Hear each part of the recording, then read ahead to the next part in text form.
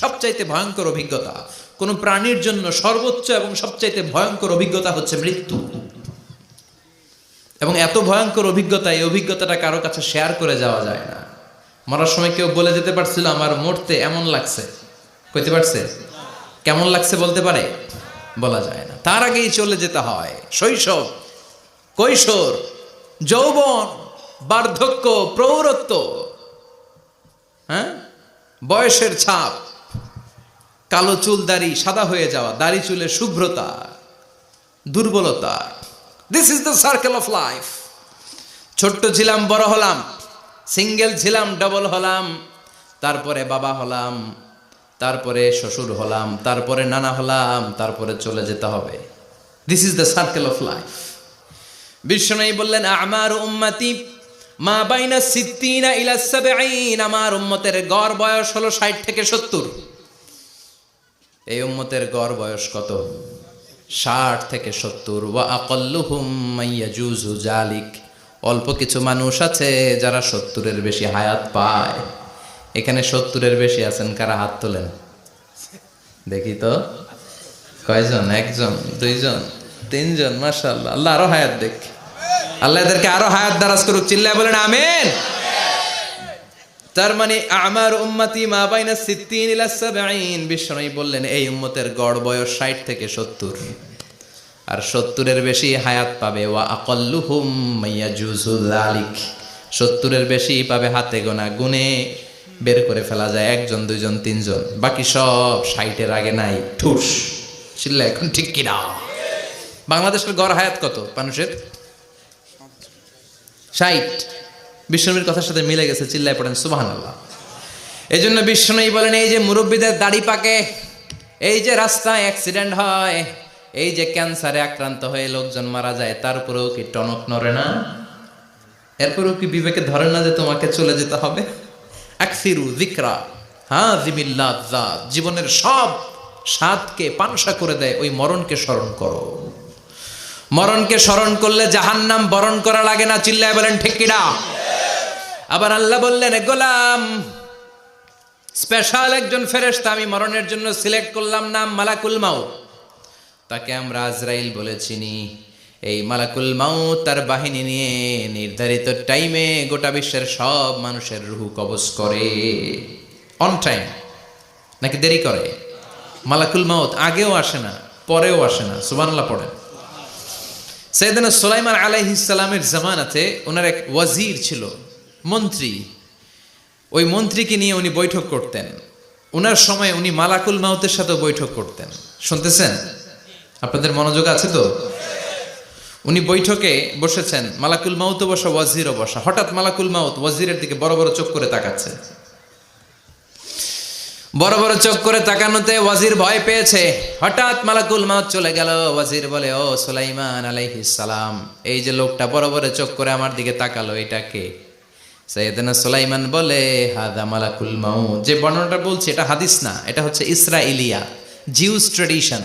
কোরআন হাদিসের সাথে কোনো দ্বন্দ্ব নাই, তাই বর্ণনা করা যাবে। বিষ্ণু বলেছেন বাল্লিগু আন্নি ওয়ালাউ আয়া। আবার বলেছেন ওয়া হাদ্দিসু আন বনি ইসরাঈল ওয়ালা হারাজ। বনি ইসরাইলের ট্র্যাডিশন বর্ণনা করো, জিউস ট্র্যাডিশন বর্ণনা করো, এতে কোনো সমস্যা নাই। ওয়াজির বলে ও সাইয়েদনা সুলাইমান, বড় বড় চোখ করে যে তাকালো লোকটাকে?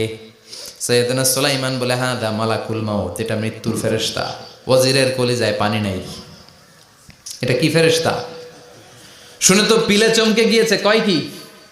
মালাকুল মাউত তো আমার চিনে ফেলাইছে, বাড়ি চিনে ফেলছে, আমার খবর আছে। সাইয়েদনা সুলাইমান আলাইহিস সালাম জিনদেরকে দিয়ে কাজ করাতেন, মেঘমালাকে দিয়ে কাজ করাতেন, বিশাল সিংহাসন নিয়ে পৃথিবীর প্রাচ্য থেকে পাশ্চাত্যে ঘুরে বেড়াতেন। সাইয়েদনা সুলাইমানকে ওয়াজির বলে ও সুলাইমান, মেঘমালাকে আদেশ করে দেন আমি আর এই ফিলিস্তিনের ভূখণ্ডে থাকতে চাই না। আকাশের মেঘমালার উপরে আমারে বসিয়ে দেন, আর বলে দেন আমারে নিয়ে যেন আকাশের মেঘমালা হিন্দুস্তানের ওই দূর পর্বতে রেখে আসে। আকসা আল হিন্দ, হিন্দের সবচেয়ে দূরবর্তী জায়গায় যেন আমার রেখে আসে। সাইয়েদনা সুলাইমান বললেন আকাশের মেঘ যাও, আমার ওয়াজিরকে নিয়ে হিন্দুস্তানের একটা উপদ্বীপে রেখে আসো। রেখে আসা হলো। কিছুক্ষণ পর মালাকুল মাউত সাইয়েদনা সুলাইমানের কাছে হাজির। সাইয়েদনা সুলাইমান বললেন, ও মালাকুল মাউত কই ছিলা? কই একটু আগে হিন্দুস্তান থেকে আপনার ওজিরের রুহু কবজ করে আসছি। সুবহানাল্লাহ পড়েন। এটা আবার কেমন কথা, তুমি ওইখানে গেলা কেন? কয় রব্বুল আলামিন কিছুক্ষণ আগে আমার কাছে পায়গাম পাঠিয়েছে, যাও সাইয়েদনা সুলাইমানের ওয়াজিরের রুহুটা কবজ করো। কবজ করার জায়গা হলো হিন্দুস্তানের উপদ্বীপ। কোন জায়গায়? মালাকুল মাউত এসে দেখে সুলাইমান নবীর সাথে মিটিং করে। ওয়াজির কার সাথে মিটিং করে? সুলাইমান নবীর সাথে। কিন্তু ফরমানে লেখা রুহু কবজ করতে হবে কোথায়? হিন্দুস্তানে। সুবহানাল্লাহ কইবেন না? এই জন্য বড় বড় চোখ করে আমি তাকিয়েছি আর মনে মনে ভাবলাম টাইম তো নাই, কারণ মৃত্যু তো অন টাইমে হতে হয়, এখনই ওর রুহু কবজ করতে হবে। কেমন করে ওইখানে যাবে আমি জানি না, আমি আগে চলে যাই। মালাকুল মাউত চলে গেল, যে দেখে ওই জায়গায় ওয়াজিরও হাজির। সাথে সাথে রুহু কবজ করে আল্লাহর কাছে চলে গিয়েছে। পড়েন সুবহানাল্লাহ। এজন্য আল্লাহ বললেন, মালাকুল মাউত আমি নির্ধারণ করে দিয়েছি, পৃথিবীর প্রতিটি মানুষ মালাকুল মাউতকে দেখবে, চাক্ষুষ দেখবে, ভালো হলেও দেখবে, খারাপ হলেও দেখবে। কার কথা? ভালো মানুষ যদি হয়, আল্লাহওয়ালা যদি হয়, ইসলাম প্রিয় যদি হয়, ডানপন্থী যদি হয়, মৃত্যুর সময় মালাকুল মাউত আলা সূরাতি শাবিন আলা আহসানি সূরা, একজন যুবকের আকৃতিতে চমৎকার ধবধবে সাদা একটা জুব্বা পরে, জান্নাত থেকে জান্নাতি কাফন নিয়ে, হানুত মিন হানুতিল জান্নাত, জান্নাতের সুগন্ধি নিয়ে মুমূর্ষু রোগীর মাথার সামনে এসে বসে যায় আর দেহটার ইঙ্গিত করে বলে, ইয়া আইয়াতুহান নাফসুত তাইয়্যিবা, ও পবিত্র আত্মা। আরেক বর্ণনায় এসেছে, ইয়া আইয়াতুহান নাফসুল মুতমাইন্নাহ, ও প্রশান্ত আত্মা, উখরুজি ইলা মাগফিরাতিম মিনাল্লাহ, আল্লাহর ক্ষমার দিকে বের হয়ে আসো। উখরুজি ইলা মাগফিরাতিম মিনাল্লাহি ওয়া রিদওয়ান, আল্লাহর ক্ষমার সন্তুষ্টির দিকে রুহুটা বের হয়ে আসো। স্মুথলি বলার সাথে সাথে মুমিনের দেহ থেকে রুহুটা বের হয়ে আজরাইলের হাতে চলে যায়। স্মুথলি বলার সাথে সাথে স্বাচ্ছন্দ্যে আনন্দে মুমিনের দেহ থেকে রুহুটা সা করে বের হয়ে মালাকুল মাউতের হাতে এসে পড়ে। পড়েন সুবহানাল্লাহ। আল্লাহ এমন মৃত্যু তুমি আমাদের নসিবে রেখে দিও, চিৎকার করে পড়েন আমিন। আর যারা ইসলাম মানে নাই, আর যারা কোরআন মানে নাই, আর যারা দিন কায়েমের আন্দোলন করে নাই, দিনকে ভালোবাসে নাই, বাম আর রামপন্থী ছিল, নাস্তিক ছিল, ইসলাম বিরোধী ছিল, তাদের কাছেও মালাকুল মাউত আসে কি আসে না? চিল্লায় বলেন আসে কি আসে না? তাদের কাছেও আসে, কিন্তু আলা সূরাতি আকবাহি রাজুল, একজনের চেহারা যত ভয়ঙ্কর হতে পারে, যত নিকৃষ্ট হতে পারে, এরকম ভয়ঙ্করতম নিকৃষ্ট দুর্গন্ধওয়ালা একটা চেহারা নিয়ে আসে। রিজলাহু ফিল আরদ, পা থাকে জমিনে, রাসুহু ফিস সামা, হাদিসের বর্ণনা, পা দুইটা জমিনে, মাথা আকাশে। এসে ধমক দিয়ে জালিমের মাথার সামনে এসে বলে, ইয়া আইয়াতুহান নাফসুল খাবিসা, হে পাপাত্তা, হে অপবিত্র আত্মা, উখরুজি ইলা সাখাতিল্লাহি ওয়া গাদাবিহি, আল্লাহর রাগের দিকে, আল্লাহর অসন্তুষ্টির দিকে বের হয়ে আয়। মালাকুল মাউতের এই অর্ডার পাওয়ার সাথে সাথে রুহুটা কিন্তু বের হয় না। মুমিনের রুহুকে ডাক দিলে যেমনি স্মুথলি বেরোয়, কাফিরের রুহু এভাবে বেরোয় নাকি? কথা বলেন। রুহুটা ডানে যায়, ফাতাতাফাররাক, একবার রুহুটা ডানে যায়, আবার রুহুটা বায়ে যায়, আবার সামনে যায়, পায়ে যায়, হাতের মধ্যে ঢুকে ডানে বায়ে যায়। মালাকুল মাউত আবার ধমক দিয়ে বলে, ইয়া আইয়াতুহান নাফসুল খাবিসা, পাপাত্তা বের হয়ে আয়। রুহুটা আবার ডানে যায়, বায়ে যায়, সামনে যায়, পেছনে যায়। এবার ঘপাস করে মালাকুল মাউত রুহুকে ধরে টান মারে। সারা দেহটা থেকে প্রাণ রস সিক্ত করতে করতে দেহ থেকে রুহুটাকে টেনে হিচড়ে বের করে আনে। আর মুমূর্ষু রোগীটা চিৎকার মারতে থাকে। পড়েন না আউযু বিল্লাহ। একটা জীবন্ত ছাগলের চামড়াগুলো জবাই না দিয়ে কেউ যদি টেনে টেনে বের করে, ছাগল জবাই হয় নাই কিন্তু চামড়া এক পাশ থেকে টেনে টেনে টেনে হিচড়ে আপনি গা থেকে বের করলে যত কষ্ট হয়, এর চেয়েও বেশি কষ্ট দিয়ে মালাকুল মাউত বামপন্থী আর কাফেরদের রুহুটা দেহ থেকে বের করে আনে। পড়েন না আউযু বিল্লাহ। আমাদের রুহুটা যেন আল্লাহ, মুমিনদের রুহু আপনি যেভাবে কবজ করান, ওইভাবে যেন আমাদের রুহুটা বের হয়ে আসে। আর জোরে পড়েন আমিন। এজন্য আল্লাহ বললেন, বাল তুসিরুনাল হায়াতাদ দুনিয়া ওয়াল আখিরাতু খায়রুন ওয়া আবকা পাগলের মতো মোহাচ্ছন্ন হয়ে এই দুনিয়াটার পেছনে ছুটে বেড়াও। এই দুনিয়া আসল নয়, আখেরাত হলো আসল। চিল্লায় বলেন ঠিক কিনা? অস্থির, আমরা ব্যস্ত দুনিয়ার লোভে আর মোহে পড়ে আমাদেরকে যে মরতে হবে, চলে যে যেতে হবে, এটা ভাবার সময় আমাদের নাই। চিল্লাই কোন ঠিক কিনা? এজন্য বলা হয় মুতু ক্বাবলান তামুতু, মরার আগে একবার মরো। হাসিবু ক্বাবলান তুহাসাবু আলাইক, তোমার হিসাব কিয়ামতের দিন করার আগে তুমি তোমার হিসাব করো। জীবনে কি কি পাপ করেছি আমি জানি, আমার চেয়ে ভালো কেউ জানে না। চিল্লায় বলেন ঠিক কিনা? কি কি অন্যায় করেছি আমার হৃদয়ের মধ্যে কথাগুলো আছে না নাই? পৃথিবীর কেউ না জানলেও আমি জানি কি জানি না। এজন্য হাসিবু ক্বাবলান তুহাসাবু আলাইক, তোমার হিসাব বসার আগে নিজে হিসাব করো কি কি করলা। আসল মরণের দিন শটান হয়ে তো শুয়ে পড়ো ভাই, মরার আগে আরেকবার মরো। মরার আগে আরেকবার কি করবেন? কথা বলেন, মরার আগে কি করতে হবে? হঠাৎ একদিন বিছানায় শটান হয়ে শুয়ে যান, চক্ষুটা বন্ধ করেন, ভাবেন মরে গিয়েছেন। এই তো মালাকুল মাউত চলে এসে রুহটা নিয়ে গেল। আত্মীয় স্বজন চিৎকার চেঁচামেচি শুরু করে দিল, কান্নার রোল পড়ে গেল চারদিকে। মাইকের মধ্য দিয়ে, মসজিদের মাইকে অ্যানাউন্স হয়, অমুক এলাকার নিবাসী অমুক ভাই আমাদের মধ্যে দুনিয়ায় নাই, তার জানাজা হবে এশার নামাজের পর। সবাই এসে রুহের মাগফিরাত করেন। সবাই আপনারে দেখতে আসবে, কেঁদে কেঁদে লোকজন আপনারে কবর দিতে আসবে। চিল্লায় বলেন ঠিক কি না? কেঁদে কেঁদে সবাই আসবে, দেখার জন্য আসবে। ছেলেগুলো কাঁদবে, স্ত্রী কাঁদবে, বাবা মা কাঁদবে, বন্ধু বান্ধব কাঁদবে। আর ঘরের মধ্যে রাখা হবে না। এবার আপনাকে গোসল দেওয়ার পালা। চক্ষু বন্ধ করে চিন্তার দরকার আছে না নাই? একটু চোখটা বন্ধ করে ভাবেন, আপনাকে গোসল দেয়া হবে, জামাগুলো খোলা হবে। এত টাকা দিয়ে যে দামি গোসলখানা টাইলস লাগিয়ে ঘরে বানালেন, আপনার শেষ গোসলটা কি ওই দামি গোসলখানায় হবে? লাশ যেখানে ধোয়া হয় ওই জায়গায় ধোয়া হবে। আপনাকে কাফন পরানো হবে। আপনার কলিজার টুকরা ছোট বাচ্চাটারে বলা হবে, আব্বু দেখে যাও তোমার বাবারে শেষবারের মতো দেখো।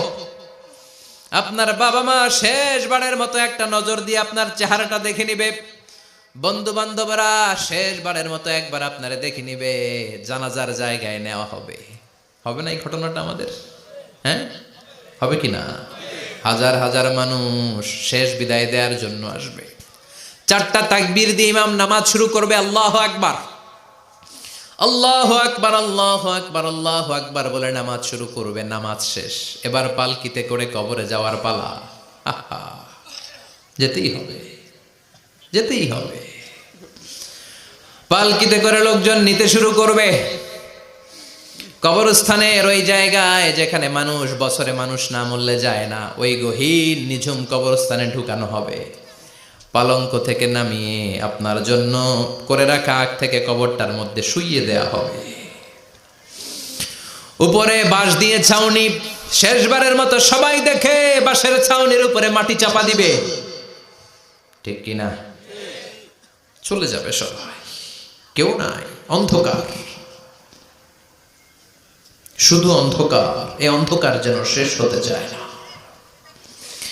এই ঘটনা ঘটবে না আমাদের? কথা বলেন, ঘটবে কিনা? এজন্য মরার আগে এগুলো চিন্তার দরকার আছে না নাই? মরার আগে আরেকবার মরার দরকার আছে না নাই? এজন্য রব্বুল আলামিন বলেন, বাল তুসিরুনাল হায়াতাদ দুনিয়া ওয়াল আখিরাতু খায়রুন ওয়া আবকা। এই দুনিয়ার জীবনটাকে তোমরা আসল জীবন মনে করো, এটা আসল জীবন নয়। আসল জীবন হলো কবরের জীবন। চিল্লায় বলেন ঠিক কিনা?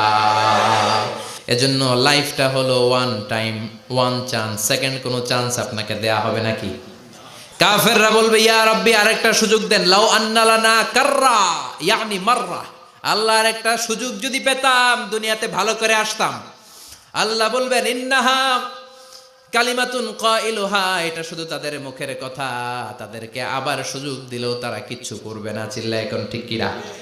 এজন্য একটা চান্স আমরা পেয়েছি, এই দুনিয়ার ওয়ান চান্সে আমরা ভয় পাবো একজনকে। চিল্লায় বলেন তিনি কে? আল্লাহ। এজন্য যেতে আমাদেরকে হবে। এই মরণ থেকে পালানোর কোনো সুযোগ কেউ পালাতে পারে নাই। এই মরণ হলো আখিরাতের প্রবেশদ্বার। মরণ নামক পালকিতে চড়ে আমরা কবরের ভেতরে ঢুকি। মরণ হলো প্রথম পর্ব, কবর হলো দ্বিতীয় পর্ব। যেরকম ঠিক কিনা? এজন্য বিশ্বনবী বললেন, আল কবর রাউদাতুম মিন রিয়াদিল জান্নাহ আও হুফরাতুম মিন হুফারিন নার। কবর হলো কারো জন্য জান্নাতের বাগান, কারো জন্য জাহান্নামের গর্ত। আমরা বলি, আল্লাহ আমাদের কবরটারে জান্নাতের বাগান বানাও। আর জোরে পড়েন আমিন। আবার বিশ্বনবী বললেন, ইন্নাল কবরা আউয়াল মানজিল মিন মানাজিলিল আখিরাহ। কবর হলো আখিরাতের মানজিলগুলোর প্রথম মানজিল। আখিরাতে একটার পরে একটা অনেকগুলো স্টেশন আপনাকে পার হতে হবে। প্রথম স্টেশনটার নাম হলো কবর। প্রথম স্টেশনের নাম কি? এই কবর নামক স্টেশনে যদি আপনি মাফ পেয়ে যান, সামনের সব স্টেশনগুলোতে মাফের ব্যবস্থা করবে কে? আর কবর নামক স্টেশনে যদি ধরা খেয়ে যান, আপনার মায়ের আছে না নাই? লাশটাকে যখন রাখা হয়, লাশটা চিনে কে আমারে রাখলো, কে আমাকে ধৌত করলো, কে আমারে কাফন পড়ালো। এজন্য বিশ্বনবী বলেছেন, মুমূর্ষের সামনে বসে বসে পড়ো, লা ইলাহা ইল্লাল্লাহু মুহাম্মাদুর রাসূলুল্লাহ। লাকিনু মাউতাকুম লা ইলাহা ইল্লাল্লাহ। মুমূর্ষের সামনে দাঁড়িয়ে দাঁড়িয়ে পড়ো, লা ইলাহা ইল্লাল্লাহ। এই লা ইলাহা হচ্ছে জীবিতদের জন্য কালিমা, আর আমরা মরার পরে এই জিকির করি। ঠিক কি না? আমাদের দেশের অনেক জায়গায় লাশ নিয়ে কবরে যাওয়ার সময় লা ইলাহা পড়ে না। না, এটা আগের জিকির, মরার আগের জিকির। মরার আগে আপনাকে অ্যানাউন্সমেন্ট দিতে হবে, আল্লাহ ছাড়া কোনো ইলাহ নাই, বিশ্বনবী হচ্ছেন শেষ নবী এবং রসুল। চিল্লায় বলেন ঠিক কি না? লাশটাকে যখন রেখে দেয়া হয়, বিশ্বনবী যত মানুষকে কবরে রেখেছেন তারপরে দাঁড়িয়েছেন আর বলেছেন, ইস্তাগফিরু লিআখিকুম, তোমার ভাইদের জন্য তোমরা দোয়া করো। ফাইন্নাহুল আনা ইউসআল, এখনই তাকে কবরে সওয়াল করা হবে। কবরে প্রশ্ন আছে না নাই? কথা বলেন। বিশ্বনবী খাদিজাতুল কুবরা, ওনার প্রথম স্ত্রী খাদিজাতুল কুবরা তাহেরাকে কবরের মধ্যে রেখে দিয়ে কাঁদতে শুরু করলেন। চোখের পানি ছেড়ে অনেক দোয়া করলেন। দোয়া শেষে সব সাহাবারা ঘরে ফিরে যায়, বিশ্বনবী যায় না। সাইয়েদনা আবু বকর বললেন, ও নবী চলেন ঘরে যাই। অনেক তো দোয়া করলেন। বিশ্বনবী বললেন, আবু বকর তুমি যাও, আমি যাব না। এইটা সাধারণ মহিলা না, এটা বিপদের দিনের সঙ্গিনী খাদিজা। মক্কায় যখন আমার কেউ ছিল না, খাদিজা আমারে ভুলে নাই। 3 বছর কাফিররা আমাকে জেলখানায় বন্দি রেখেছে, নাম শিয়াবে আবি তালেবের জেলখানা। আমার স্ত্রী ওই জেলখানার জীবনেও আমারে ছাড়ে নাই। আমার সাথে 3 বছর খাদিজাও জেল খেটেছে। এই একটাই মহিলা, যেই মহিলাকে আল্লাহ আরশের উপর থেকে সালাম দিয়েছে, মহিলাটার নাম খাদিজা। আল্লাহু আকবার। আমার সব সন্তান আল্লাহ খাদিজার পেট থেকে দিয়েছে। ফাতেমাতুজ জোহরা খাদিজার মেয়ে, জাইনাব খাদিজার মেয়ে, উম্মে কুলসুম খাদিজার মেয়ে, রুকাইয়া খাদিজার মেয়ে, আবুল কাসেম বিশ্বনবীর ছেলে খাদিজার ছেলে, আব্দুল্লাহ যাকে তাইয়্যিব এবং তাহের নামে আমরা চিনি, সেও খাদিজার ছেলে। সুবহানাল্লাহ। ও আবু বকর, আমার এই কলিজার টুকরা প্রিয়তমা খাদিজারে রেখে দিয়ে কেমনে বাসায় যায়? তুমি যাও, আমি দাঁড়িয়ে থাকবো। এখনই মুনকার নাকির এসে খাদিজারে প্রশ্ন করবে, আমি দেখব খাদিজা উত্তর দিতে পারে কিনা। আর প্রশ্নের উত্তর যদি ভুল করে ফেলে, কবরের উপর থেকে আমি নিজে প্রশ্নের উত্তর দিয়ে দেব। সাইয়েদনা জিবরাইল বললেন, নবী আপনার আর দাঁড়িয়ে থাকার দরকার নাই, আবু বকরের সাথে ঘরে চলে যান। আল্লাহ জানিয়ে দিয়েছে, খাদিজার কবরের প্রশ্নে যদি কোনো সমস্যা হয়, আরশের উপর থেকে খাদিজার প্রশ্নের জবাব আল্লাহ নিজে দিয়ে দিবে। এজন্য কবরের আযাব থেকে বিশ্বনবী পানাহ চেয়েছেন। বিশ্বনবী বলেছেন, আল্লাহুম্মা ইন্না নাউযু বিকা মিন আযাবিল কবর। ও আল্লাহ, কবরের আযাব থেকে তুমি আমাদেরকে বাঁচাও। পড়েন আমিন। কবরে মুমিনদেরকে 4টা প্রশ্ন করা হবে, কাফিরদেরকে 3টা প্রশ্ন। চিৎকার করে বলেন, মুমিনের প্রশ্ন কয়টা? আর জোরে বলেন।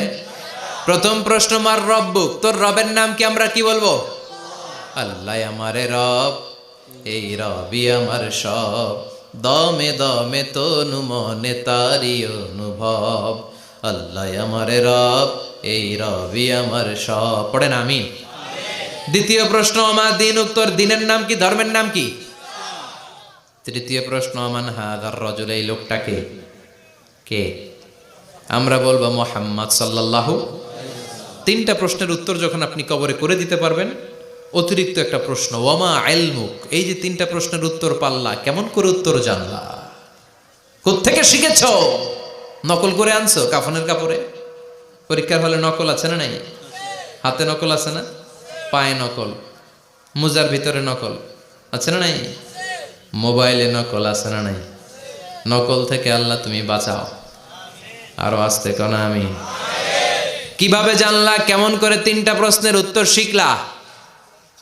What is the source of your knowledge? তথ্যসূত্র কি? আপনাকে বলতে হবে আমি যেই কিতাবটা থেকে শিখেছি কিতাবটার নাম কি। চিল্লায় বলেন কি নাম? এই কিতাবটা হলো কোরআন। আপনাকে বলতে হবে কোরআন থেকে আমি শিখেছি, বিশ্বনবীর হাদিস থেকে আমি শিখেছি। 4টা প্রশ্নের উত্তর যখন পারবেন, ফেরেশতারা বলবে আহলান সাহালান, খোশ আমদেদ, কংগ্রেচুলেশন, বাহ বাহ, তুমি তো চমৎকার পেরেছ। ফায়ুফসাহু লাহু কবরুহু ৭০ যিরাআন, মুমিন বান্দার কবরটা ৭০ হাত লম্বা করে দেয়া হবে। ইফতাহু লাহু বাবুন ইলাল জান্নাহ, জান্নাতের দিকে তার কবর থেকে একটা দরজা বানিয়ে দেয়া হবে। জান্নাতের সুঘ্রাণ ঠান্ডা বাতাস এসে তার কবরের ভিতরে ঢুকতে শুরু করবে। ইউলবাসু লিবাস মিন আহলিল জান্নাহ, জান্নাতীদের পোশাক তার গায়ের মধ্যে পরিয়ে দেয়া হবে। আল্লাহু আকবার। আর বলা হবে নাম কানাউমিল আরুস, বাসর রাতে বর যেমনি কনেকে নিয়ে ঘুমিয়ে যায়, তুমিও একটা ঘুম দাও। আলহামদুলিল্লাহ পড়ে মুমিন বান্দা আনন্দের একটা ঘুম দিবে। ইসরাফিলের সিংগার আওয়াজ ছাড়া পৃথিবীর কোনো কিছুই তার আগে ঘুম ভাঙতে পারবে না। আল্লাহ আমরাও যেন সেদিন কবর একটা মজার ঘুম দিতে পারি, তুমি তৌফিক দাও। জোরে পড়েন আমিন। এবার বামপন্থী নাস্তিক আর কাফেরদের পালা, ইসলাম বিদ্বেষীদের পালা, আলেম ওলামাদের শত্রুদের পালা, ইসলামকে যারা বিজয়ী শক্তি হিসেবে মানতে পারে নাই তাদের পালা। চিল্লায় এখন ঠিক কিনা? ওদেরকেও একই প্রশ্ন, রব কে? ওরা বলবে আমি জানি না। আমাদের উত্তর আল্লাহ। ওরা বলবে আমি কিচ্ছু জানি না, আমি সব ভুলে গেছি, আমার মাফ করে দেন, আমি কিছুই জানি না। তবে আমি ইসলাম বিরোধীদের সাথে চলতাম, যারা ইসলাম রে বাস দিত আমি তাদের সাথে স্লোগান দিতাম। এরকম ডাকাইত আছে না নাই? দ্বিতীয় প্রশ্ন, আমা দিন, ও তোমার ধর্মের নাম কি? কয় আমার ধর্ম নাই, আমার ধর্ম কর্ম নাই, আমি খালি দুনিয়া কে মজা লেলো, দুনিয়া তোমারই হ্যায়, আমি খালি দুম্মা চলে দুম। আছে না নাই? আমি শুধু মৌজ মাস্তিতে ব্যস্ত ছিলাম, আমার দুনিয়া নাই, দিন নাই, আখেরাত নাই, রবকে আমি জানি না, ধর্মকে জানি না। ইসলাম বিরোধী রাজনীতি আমি করতাম, মাও সেতুংয়ের রাজনীতি, কার্ল মার্কসের রাজনীতি, বুশের রাজনীতি, ডোনাল্ড ট্রাম্পের রাজনীতি, বামপন্থীদের রাজনীতি। চিল্লা এখন ঠিক কিনা? কোনো ধর্ম নাই। এই লোকটাকে চিনো কিনা বলো। বিশ্বনবীর চেহারা দেখিয়ে বলা হবে এই লোকটাকে, কয় জানি না। এরে আমি মানতাম না, এরে আমি গালে দিতাম। এরকম জাহান্নামের নরকীট আর পিতৃ পরিচয়হীন জারদ সন্তান বাংলার দেশেও আছে না নাই? এই মহামানবটাকে গালি দিয়ে পৈশাচিক আনন্দ পায়। পত্রিকায় লিখে, ব্লগের মধ্যে লিখে, ইন্টারনেটে কার্টুন বানিয়ে বানিয়ে পৈশাচিক ফুর্তি করে। এগুলো জাহান্নামের কীট, এগুলো জারদ সন্তান, বাপ মায়ের ঠিক নাই। চিল্লা এখন ঠিক কিনা? আমার নবীরে যারা গালি দেয় এগুলোর বাপ মায়ের ঠিক আছে? এগুলোর কোনো গোড়া আছে? এগুলোর কোনো শেকড় আছে? এগুলো আগাছা। চিৎকার করে বলো ঠিক কিনা? বলবে আমি জানি না। ফেরেশতারা বলবে দাঁড়া, আমরা জানি। তোর সাথে কেমন আচরণ করতে হবে আমাদেরকে ট্রেনিং দিয়েছে কে? এবার শুরু হবে মাইর। কি শুরু হবে? কথা বলেন। মাইর। ফায়ুদরাবু বিমা তারিকা মিন হাদিদ, লোহার হ্যামার দিয়ে শুরু হবে মাইর। এক একটা হ্যামারের বাড়িতে মাথাটা ফেটে চূর্ণ বিচূর্ণ হয়ে যাবে, দেহটা জামিনের ভেতরে ৭০ গজ ডুবে যাবে, দেবে যাবে। ওর চিৎকারে কবরস্থানটাও থারথার করে কাঁপবে। আবার জামিনকে বলা হবে ইলতাইমি, চাপা দে। জামিনে ঢুকে যাওয়ার পরে জামিনের এপাশ থেকে একটা চাপা, মাটি চাপা, বাম দিক থেকে মাটি চাপা, 2 চাপায় ডান দিকের পাজর বায়ে চলে যাবে, বাম দিকের পাজর ডানে চলে আসবে। ওর চিৎকারে কবরস্থানটা থার থার করে কাঁপবে। আল্লাহ এই ধরনের পরিস্থিতি থেকে তুমি আমাদেরকে বাঁচাও। আরো চিৎকার করে বলে না আমিন। এজন্য কবরের এই প্রস্তুতি নেওয়ার দরকার আছে না নাই? কোরআনের পক্ষে থাকার দরকার আছে না নাই? ইসলামের পক্ষে থাকার দরকার আছে না নাই? ইসলামী আন্দোলনের সাথে থাকার দরকার আছে না নাই? ইসলামের বিজয় চাওয়ার দরকার আছে না নাই? যে লোক ইসলামের বিজয় চায় না, যে লোক চায় না ইসলাম দিয়ে দেশ শাসিত হোক, যে লোক চায় না কোরআনটা সংসদ ভবনে নেতৃত্ব দেখ, তার অন্তরে ঈমান থাকতে পারে নাকি? এই জন্য মৃত্যু থেকে যতই পালাও পালিয়ে বেঁচে থাকতে পারবা নাকি? পারা যাবে? চিল্লায় বলেন। কোন নবীরা পারছে? আদম আলাইহিস সালাম মৃত্যু থেকে বেঁচে গেছে না? মরছে? কথা বলেন না। উনি পৃথিবীর একমাত্র মানুষ যিনি জানতেন যে উনি কতদিন বাঁচবেন। সুবহানাল্লাহ পড়েন। উনি জানতেন উনি কতদিন বাঁচবেন। কেন আল্লাহ জানালেন? এর কারণ মৃত্যু কি এটা উনি জানেই না, কেমনে মরে দেখেই নাই, কষ্ট কি জানে না। আমরা আমাদের দাদাকে মরতে দেখেছি, বাবাকে মরতে দেখেছি, মামাকে মরতে দেখেছি, মরণের কত কষ্ট আমরা দেখি, এজন্য ভয় আছে না নাই? আদম আলাইহিস সালামের দাদা আছে নাকি? বাবা, মামা, খালু, শালা আছে? নাই। এজন্য মৃত্যু যে কেমন এটা উনি জানতেন না, এজন্য আল্লাহ জানিয়ে দিলেন, আদম পৃথিবীতে তুমি 1000 বছর বাঁচবা। আলফু সানা। লাম্মা খালাকাল্লাহু আদামা ওয়া কানা তুলুহু 60 যিরাআন। বুখারীর বর্ণনা, সাইয়েদনা আদম আলাইহিস সালামকে বানানোর পরে আল্লাহ 60 হাত লম্বা বানালেন। কয় হাত? জোরে বলেন, আরো জোরে। 60 হাত লম্বা। এরপরে ওনার ঔরসে পৃথিবীতে যত নারী আসবে, পুরুষ আসবে রূহের জগতে, সবগুলো রূহকে বসিয়ে দিলেন বৈঠকে। সুবহানাল্লাহ। বিশাল কনফারেন্স রুম। আমরাও ছিলাম না? আমাদের রূহটাও ছিল। সাইয়েদনা আদম বললেন, আল্লাহ এরা কারা? আল্লাহ বললেন, আদম এগুলো সব তোমার সন্তান। সাইয়েদনা আদম অবাক দৃষ্টিতে অপলক নয়নে নিজের সন্তানদের রূহগুলো দেখতেছিলেন। দেখতে দেখতে হঠাৎ একটা রূহকে ভালো লেগে গেল। বললেন, আল্লাহ এটা কার রূহ? আল্লাহ বললেন, এটা দাউদ আলাইহিস সালামের রূহ। পড়েন সুবহানাল্লাহ। আল্লাহ এটাকে দেখতে বড় ভালো লাগে, কার রূহ? এটা তোমার ছেলে নবী হবে, নবী দাউদের রূহ। কাম উমরু, আল্লাহ দুনিয়াতে সে কয়দিন বাঁচবে? আল্লাহ বললেন, 40 সানা, 40 বছর। কয় বছর? সবাই বলেন কয় বছর? 40 বছর। সাইয়েদনা আদম বললেন, মাবুদ আমার এত সুন্দর কলিজার টুকরা সন্তান দাউদ আলাইহিস সালামকে দুনিয়াতে মাত্র 40 বছর আপনি কেন দিলেন? আল্লাহ প্রথম মানুষ এবং নবী হিসেবে আপনার কাছে ফরিয়াদ করি, আমার ছেলে দাউদের বয়স বাড়ায়া দেন। আল্লাহ কয়, না, হাদা কদ কুতিবা, এটা লেখা হয়ে গেছে। রুফিআতিল আকলাম ওয়া জাফফাতিস সুহুফ, লিখে ফেলছি, কলম শুকায় গেছে, কালি শুকায় গেছে, এটা চেঞ্জ করা যাবে? সাইয়েদনা আদম বললেন, আল্লাহ আমি বাঁচমু কয় বছর? কয় তুমি থাকবা কয় বছর? আলফু সানা, 1000 বছর। মনে আছে? আল্লাহ আমার 1000 বছরের দরকার নাই, আমি আমার 1000 বছর থেকে 60 বছর আমার ছেলে দাউদরে আমি দিয়ে দিলাম। আদম আলাইহিস সালামের 1000 বছর থেকে 60 বছর যদি দান করে দেয়, ওনার আর কত রইল? 940। আর 60 বছর যদি দাউদ নবীর 40 বছরের সাথে যোগ দেয়া হয়, উনি পেলেন কয় বছর? 100। সাইয়েদনা আদম পৃথিবীতে আসলেন, এসে থাকতে শুরু করলেন। দিন গড়িয়ে রাত আসে, মাস গড়িয়ে বছর আসে, বছর যায় বছর আসে।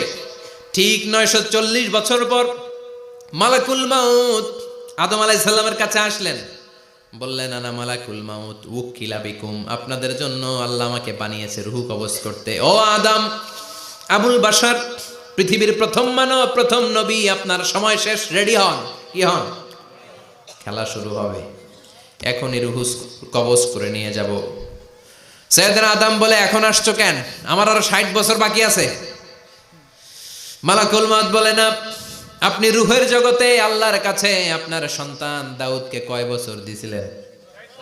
60 বছর। এজন্য 940 বছর আপনার জন্য লেখা। আমি এখন আপনার রূহ কবজ করতে চাই। সাইয়েদনা আদম বলে, আমি মানি না, আমি কাউরে দেই নাই। 60 বছর আমি দেই নাই, আমি আরো বাঁচবো, আমি আরো বাঁচবো, 60 বছর আমি বাঁচবো, আমি দেইটাই নাই। মিয়া যাও। মালাকুল মাউত আল্লাহর যে বলে, আল্লাহ দেয় নাই বলে, আসলে ভুলে গেছে। আসলে আফাতুল ইলমি আন-নিসিয়ান, মানুষ ভুলে যায়, মানুষ বড্ড ভুলে যায়। আমরা অনেক সময় খাইয়াও কই খাই নাই। অনেক কিছু আপনি দিছিলেন কিন্তু ভুলে যাই, গলার নিচ দিয়ে নামার পরে কই তুমি কিচ্ছু দাও নাই। আছে না নাই? নাসিয়া আদম ফানাসিয়া বানু, আদম আলাইহিস সালাম ভুলে গেছেন, তাই আমরাও ভুল করি, ঠিক কি না? এজন্য আমাদের নেতারাও বলে এটা দেব ওটা দেব, নির্বাচনের পর সব ভুলে যায়। আছে না নাই? ওই যে আদম আলাইহিস সালাম ভুলছে, আমরাও ভুলে যাই। ওনাদের দোষ কি? ভুলে যায়, বেমালুম ভুলে যায়। আল্লাহ বললেন মালাকুল মাউত আর জোরাজুরি করো না। 940 নয়, ঠিক 1000 বছর পরে আদমের কাছে যাবা। আমি আমার আদমের ভাগ্যে এই জিনিসটাই রেখে দিয়েছিলাম রে মালাকুল মাউত। আমি আগ থেকে এটাই রেখেছি, আমি জানতাম সে ভুলে যাবে। চিল্লা এখন সুবহানাল্লাহ। তার মানে পৃথিবীর সবচাইতে লম্বা মানুষ, 60 হাত লম্বা, এত শক্তিশালী আদম আলাইহিস সালাম শ্রীলঙ্কাতে প্রথম নেমেছিলেন। 1 লাফ দিলে আধা মাইল চলে যাইতেন। সুবহানাল্লাহ। কি লম্বা মানুষ, থাকতে পারছে? কথা নাই। ঘুমে ধরছে? শেষ করে দেই। হ্যাঁ, আরো কয়েক মিনিট চলবে? চলবে চলবে। তাকবীর দেন, লিল্লাহি তাকবীর। আদম আলাইহিস সালাম চলে গেলেন। ওনার পরের নবী ইদ্রিস আলাইহিস সালাম, উনি মরে নাই। ইদ্রিস আলাইহিস সালাম মরছে, কে বলছে? উনিও মরেছেন। তবে ওনার মৃত্যুর আজীব এক ঘটনা আছে, অনেক লম্বা কথা। এক ফেরেশতার সাথে ওনার বন্ধুত্ব হয়েছিল। বলেছিলেন আমি আকাশ দেখতে চাই, আল্লাহর কাছে অনুমতি চাই। আল্লাহ বলল ঠিক আছে, ইদ্রিসকে আকাশে ঘুরাও। প্রথম আকাশে ঘুরলেন, দ্বিতীয় আকাশে ঘুরলেন, তৃতীয় আকাশে ঘুরলেন, চতুর্থ আকাশে ঘুরলেন। ইন দ্য মিন টাইম চতুর্থ আসমানে মালাকুল মাউত পৃথিবীর দিকে নেমে আসছিল। ওই ফেরেশতা বলে মালাকুল মাউত আপনি কই যান? মালাকুল মাউত বলে একটু আগে আল্লাহ ফরমান জারি করেছে, চতুর্থ আসমানে আমার নবী ইদ্রিসের রূহ কবজ করো। সুবহানাল্লাহ। আমি বললাম আল্লাহ আপনার পাঠানো নবী সাইয়েদনা ইদ্রিস থাকে দুনিয়ায়, চতুর্থ আসমানে পামু কই? আল্লাহ কয় কথা নাই, দৌড় দে। আমি দৌড় দিলাম, এসে দেখি ইদ্রিস আলাইহিস সালাম এখানে রেডি। সুবহানাল্লাহ। ওয়া রাফা'নাহু মাকানান আলিয়্যা। ইদ্রিস আলাইহিস সালামের রূহ কবজ দুনিয়ায় হয় নাই, চতুর্থ আকাশের মধ্যে হয়েছে। একটু চিৎকার করে পড়বেন সুবহানাল্লাহ। এরপরে সুলাইমান আলাইহিস সালাম, উনি তো মরে নাই, মরছে? উনি জিন চালাইতো, উনিও মরবে? শক্তিশালী একজন নবী ছিল। উনি মালাকুল মাউতকে বলেছিলেন মালাকুল মাউত আমার মৃত্যুর সুয়াইয়া, সামান্য কিছু আগে আমারে বইল, আমার একটা কাজ আছে। মালাকুল মাউত মৃত্যুর কিছু সময় আগে এসে বলল সুলাইমান টাইম ইজ আপ, সময় শেষ, অল্প কিছু সময় বাকি, কি করবেন করেন। সাইয়েদনা সুলাইমান জিনদেরকে ডাকলো, ও জিনেরা, বিশাল একটা প্রজেক্ট আছে, প্রজেক্টে কাজ শুরু করো। আর কিছু জিনকে বলল চারদিকে গ্লাস ফিটিং করা একটা রুম বানাও। সাইয়েদনা সুলাইমান আলাইহিস সালাম গ্লাস ফিটিং করা রুমের ভেতরে ঢুকলেন। এই রুমে ঢুকার দরজা নাই, হাতে একটা লাঠি নিলেন। কি নিলেন? লাঠির মধ্যে ভর করে দাঁড়িয়ে রইলেন আর জিনদের দিকে তাকিয়ে রইলেন। জিনেরা এত বদমাশ ছিল, সাইয়েদনা সুলাইমান দাঁড়িয়ে না থাকলে কাজ করতো না। ছিল ফাঁকিবাজ। কি ছিল? দাঁড়ায় না থাকলে আজও লোকজন কাজ করতে চায় না, ঠিক কিনা? মালিক দাঁড়ায় থাকলে ঠিকই কাজ হয়ে যায়। সুলাইমান আলাইহিস সালাম লাঠির মধ্যে ভর দিয়ে দাঁড়িয়ে রইলেন আর বললেন কাজ করো। জিনেরাও কাজ শুরু করলো। ওদিকে মালাকুল মাউত এসে বলে, ও সুলাইমান সময় তো শেষ। সুলাইমান বলে সমস্যা নাই, রূহ কবজ করেন। উনি লাঠির মধ্যে ভর দিয়ে দাঁড়িয়ে রইলেন। গ্লাস ফিটিং করা রুমের ভিতরে কোরআন সাক্ষী। মালাকুল মাউত ওইভাবে লাঠিতে ভর দেওয়া অবস্থায়, দাঁড়ানো অবস্থায় সাইয়েদনা সুলাইমান আলাইহিস সালামের রূহ কবজ করে নিলেন। উনি এমন ভাবে দাঁড়িয়েছেন, রূহ চলে গেল, লাশ হয়ে দাঁড়িয়ে রইলেন। লাঠির মধ্যে দাঁড়িয়ে আছেন, জমিনের মধ্যে লুটিয়ে পড়ে নাই। সুবহানাল্লাহ। জিনগুলো দূর থেকে ভাবলো বস তো দাঁড়ায় আছে। কে দাঁড়ায় আছে? জিনেরা মনে করছে বস দাঁড়ায় আছে, কাজ করতে হবে। করতে করতে পুরা প্রজেক্টের কাজ শেষ। ইন দ্য মিন টাইম ঝিঝি পোকা, উই পোকা, যেই পোকা কাঠ খেয়ে ফেলে, এই কাঠ খাওয়ার পোকা সুলাইমান আলাইহিস সালাম লাঠির ভেতরে ঢুকে লাঠিও খেয়ে ফেলেছে। সাইয়েদনা সুলাইমান আলাইহিস সালাম ধপাস করে জমিনে পড়েছে। আর জিনেরা কয় হায় হায়, খালি খালি কাম করছে এতদিন। সুবহানাল্লাহ কইবেন না? সুলাইমান আলাইহিস সালাম বাঁচতে পারে নাই, চলে গেলেন। মুসা আলাইহিস সালাম মরছে? উনি মরবে কেন? উনি তো খালি মারে। মরছে? এক থাপ্পড়ে ফেরাউনের বাবুর্চি নাই। মুখের আগে হাত চলতে কয়েকজন, এর মধ্যে মুসা আলাইহিস সালাম আছে না নাই? মালাকুল মাউত মানুষের আকৃতিতে অনুমতি না নিয়ে ঘরের ভেতরে ঢুকে গেল। ঢুকে বলে আনা মালাকুল মাউত, আমি মৃত্যুর ফেরেশতা। তো কি চাও? জিতু আন আকবাদা রূহাক, আপনার রূহ কবজ করতে আসছি। কিন্তু মুসা আলাইহিস সালাম দেখতেছেন দিব্যি একজন মানুষ, কি দেখে? আবার সালাম দেয় নাই, অনুমতি নিয়েও ঢুকে নাই। অমিয়া অনুমতি নিয়ে ঘরে ঢোকার দরকার আছে না নাই? মুসা আলাইহিস সালামের মেজাজ বড় গরম। উনি বললেন কি করবি? কয় আপনারে মারমু। কয় এদিকে আয়। মালাকুল মাউত মনে মনে ভাবে এতদিন সব মানুষগুলো আমারে দেখলে দিত দৌড়, আজকে মনে হয় আমারে দিতে হবে দৌড়। এক পা আগায় দুই পা পেছায় সাহস করে সামনে গেলেন। আবার মুসা আলাইহিস সালাম দিলেন এরকম থাপ্পড়, ফাসাক্কাহু ফাফাকু আইনা। বুখারীর বর্ণনা, এক থাপ্পড়ে চোখ নাই। ঠিকই মালাকুল মাউত দৌড়, এক দৌড়ে আল্লাহর কাছে। আল্লাহ বললেন রাখো, এটা মুসা আলাইহিস সালাম, তার মেজাজ বড্ড গরম, আমাকে কথা বলতে হবে। আল্লাহ বললেন মুসা, বুখারীর বর্ণনা, গরুর পিঠের উপর হাত রেখে দাও। রাখা হলো। তোমার হাতের নিচে গরুর যত পশম, প্রত্যেক পশমের বিনিময়ে এক এক বছর করে হায়াত বাড়িয়ে দিলাম। মুসা আলাইহিস সালাম অনেক চালাক নবী, উনি বললেন আল্লাহ আমার হাতের নিচে যদি গরুর 2000 পশম থাকে, তার মানে 2000 বছর হায়াত বাড়িয়ে দিলেন, কিন্তু এক্সট্রা হায়াত যখন শেষ হয়ে যাবে এরপরে কি হবে? আগে ওইটা বলেন। আল্লাহ বললেন সুমাল মাউত, তারপরে তো মুসা মরতেই হবে, আসতেই হবে। সাইয়েদনা মুসা আলাইহিস সালাম বললেন ফাল আনা, তাহলে আর দেরির দরকার নাই, এখনই আমি আপনার কাছে চলে যেতে চাই। মালাকুল মাউত মুসা আলাইহিস সালামের রূহ নিয়ে উড়াল দিলেন। সুবহানাল্লাহ। বাঁচতে পারছে? বিশ্বনবী মরে নাই, উনি ইন্তেকাল করেছেন। চিল্লা এখন ঠিক কিনা? ইন্তেকালের আগে বিশ্বনবী প্রচন্ড অসুস্থ হলেন। মা আয়েশারে ডেকে বললেন আয়েশা, মনে হয় আমি বাঁচবো না।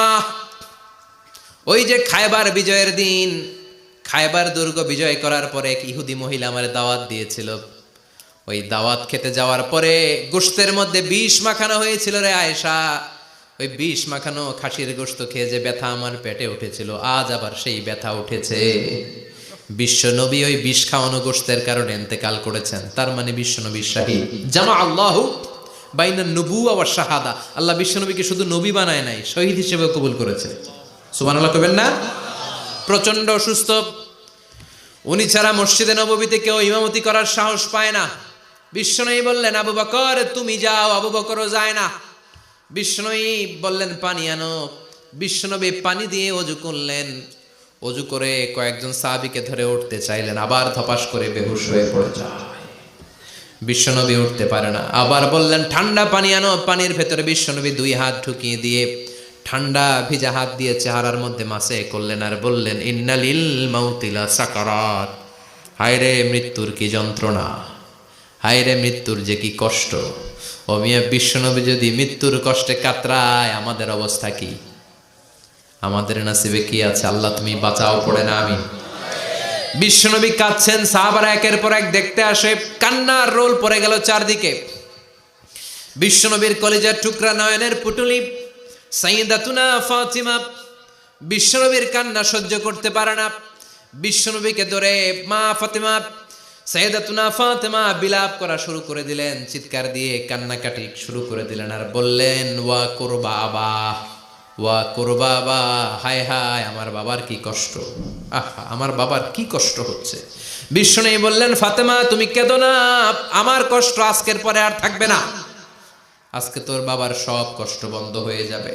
কি যেন কানে কানে বললেন, ফাতেমা আরো কেঁদে দিল। আবার কানে কানে কি যেন বললেন, ফাতেমা হেসে দিল।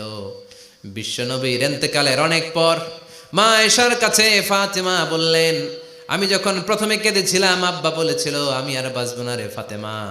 আবার কানে কানে একটা কথা বলার পরে হেসেছিলাম, আব্বা বলেছিল আমার পরে আমার পরিবার বর্গের মধ্য থেকে সর্বপ্রথম তোমার সাথে আমার দেখা হয়ে যাবে রে ফাতেমা। অল্প কয়েক মাসের ব্যবধানে সাইয়্যিদাতুনা ফাতেমা উনিও ইন্তেকাল করলেন। বিশ্বনবী শোয়া থেকে উঠতে পারে না। এক সাহাবীকে দেখলেন মেসওয়াক করছে। বিশ্বনবী মেসওয়াকের দিকে তাকিয়ে রইলেন। বিশ্বনবীর নিথর দেহটা পড়ে আছে। আয়েশারা যে বলবে আয়েশা মেসওয়াক দাও, বলতে পারে না। মা আয়েশা বুঝতে পেরে মেসওয়াক আনলেন, বিশ্বনবীকে মেসওয়াক করিয়ে দিলেন। এবার বিশ্বনবী বললেন, ও আবু বকর শোনো, আল্লাহ আমাকে অপশন দিয়েছে। কি দিয়েছে?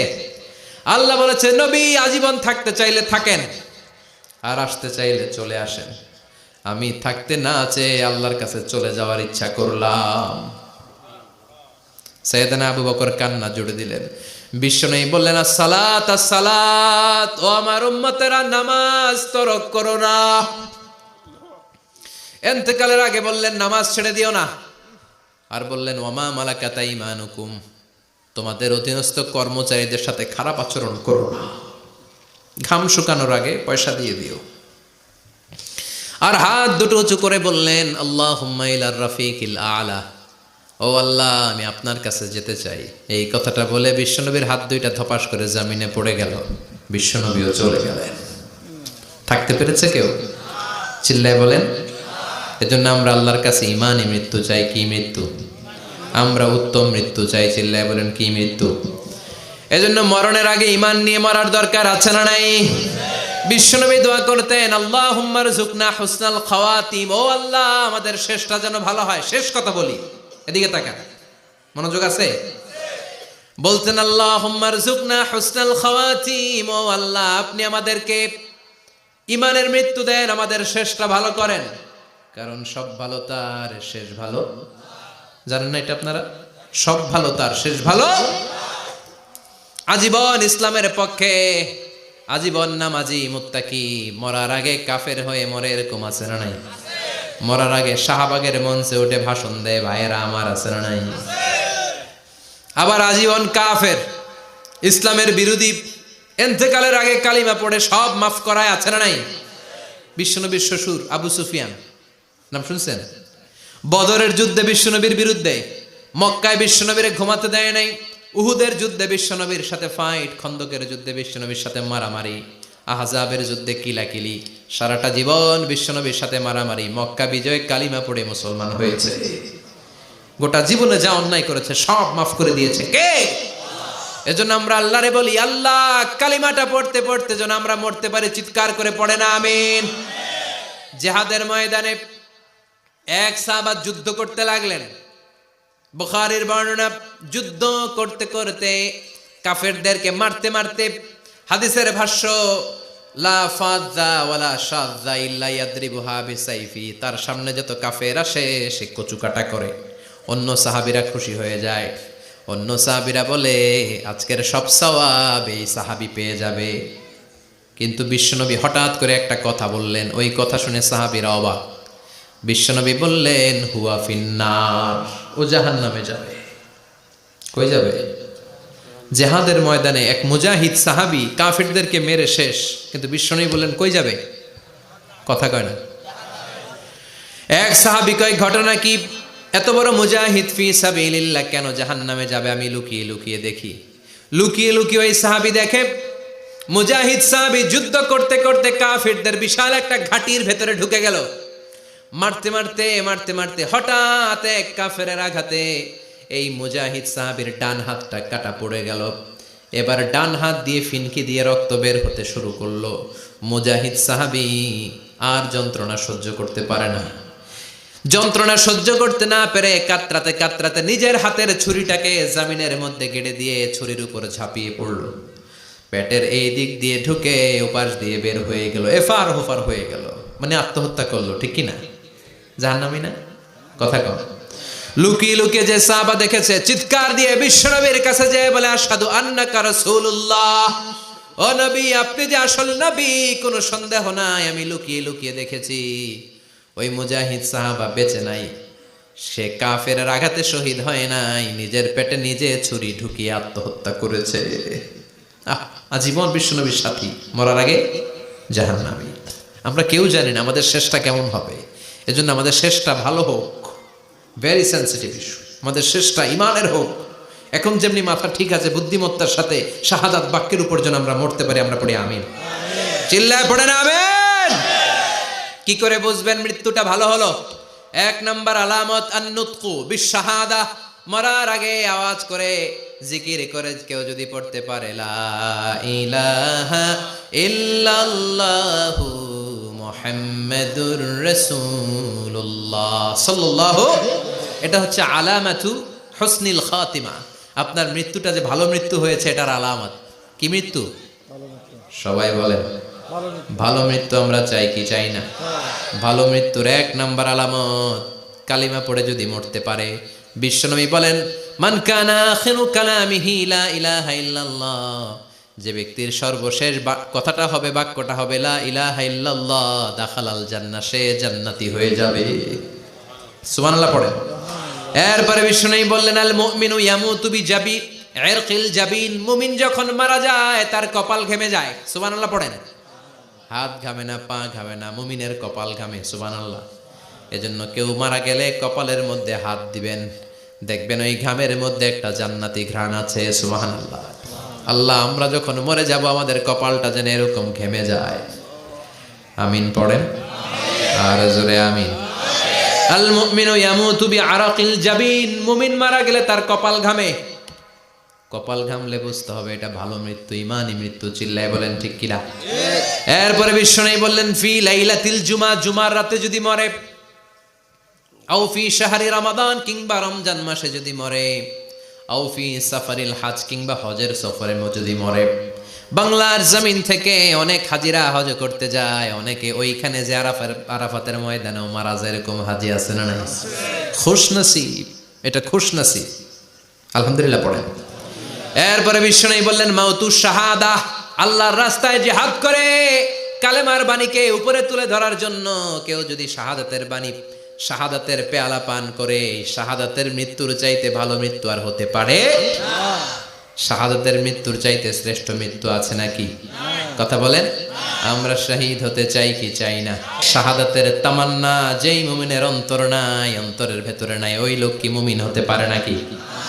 মান সাআলাল্লাহ শাহাদা, বিশ্বনবী ফরমান, যে ব্যক্তি আল্লাহর কাছে শাহাদাতের মৃত্যু চায়, বাল্লাগাহুল্লাহু মানাজিলাশ শুহাদা ওয়া ইন মাতা আলা ফিরাশিহি, কেউ যদি আল্লাহর কাছে শাহাদাত অন্তর থেকে কামনা করে, রব্বুল আলামিন ওই ব্যক্তিকে শাহাদাতের মর্যাদায় নিয়ে যাবেন, যদিও সে বিছানায় পড়ে পড়ে মারা যায়। বিছানায় পড়ে মারা গেছেন, কিন্তু অন্তরে কামনা ছিল আল্লাহ আমার তুমি শাহিদ হিসেবে কবুল করো। শাহিদদের কাতারে আপনারা দাঁড় করায় দিবে কে?